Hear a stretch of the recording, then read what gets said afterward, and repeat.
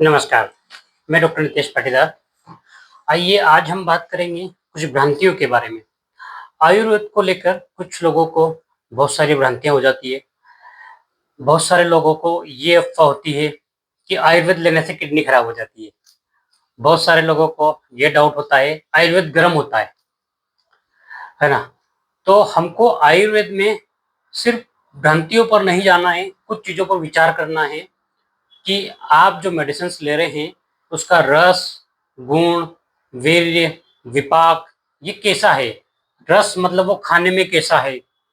गुण मतलब उसके गुण क्या है? उसके गुण वो डिपेंड करते हैं कि आप जो खा रहे हैं, उसके गुण आपकी बॉडी में क्या इम्पैक्ट करेंगे। वीर्य मतलब उसका वीर्य कैसा है? वो उष्ण वीर्य है या शीत वीर्य है?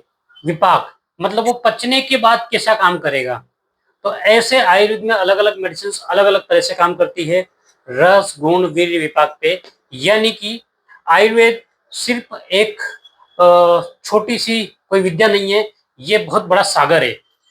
इस सागर में अगर आप सिर्फ़ अफ़वाहों पर जाएँगे, जैसे समुद्र है, सिर्फ़ उसकी लहरों पर जाएँगे कि समुद्र की लहरें बहुत खतरनाक होती है, आप उसमें डूब जाएँगे। तो आप कभी भी समुद्र के अंदर से सीप निकाल कर नहीं ला सकते हैं, मोती निकाल कर नहीं ला सकते हैं। ठीक इसी तरह से अगर आप आयुर्वेद में सिर्फ़ ऊपर-ऊपर ज्ञान रखेंगे, ऊपर-ऊपर आप उस उन चीज़ों को देखेंगे, तो आप कभी भी नहीं समझ पाएँगे कि कौन-सी मेडिसिन्स गरम होती है, कौन-सी किडनी के लिए फ़ायदेमंद होती है, कौन-सी किडनी के लिए नुकसान होती है, कौन-सी भस्म किडनी में देना चाहिए, कौन-सी नहीं देना चाहिए, ये सब विचार एक अच्छा आयुर्वेदिक डॉक्टर करता है। तो आपके नियरेस्ट में जो भी आपका आयुर्वेदिक डॉक्टर है, उससे पहले सजेशन लें, उसके बाद में मेडिसिन्स लें, क्योंकि बिना सजेशन के मेडिसिन्स लेना भी घातक हो सकता है। इसीलिए ये भ्रांतियाँ मार्केट में निकल कर आ रही है कि आयुर्वेद गरम होता है, आयुर्वेद के रिजल्ट अच्छे नहीं है, किडनी पर साइड इफ़ेक्ट नहीं है। आप भस्मों का डोज़ अगर लिमिट से ज़्यादा लेंगे तो किडनी पे इम्पैक्ट आना ही है उसका। तो ठीक इसी तरह से पहले आयुर्वेद को समझिए, कौन-सी डिसीज़ में कौन-सी क्या दवाई देनी है, उस पर विचार कीजिए। उसके बाद में आप उस पे फ़ोकस कीजिए, तो आपको आयुर्वेद के साइड इफ़ेक्ट नहीं, आपको आयुर्वेद के लाभ दिखेंगे। है ना? जैसे आपका एलोपैथिक में अगर पैरासिटामोल टैबलेट लेते हैं, है ना? वो बुखार के लिए दी जाती है। उसका डोज़ होता है 1 पीटी या फिर 1 टीडीएस का डोज़ होता है।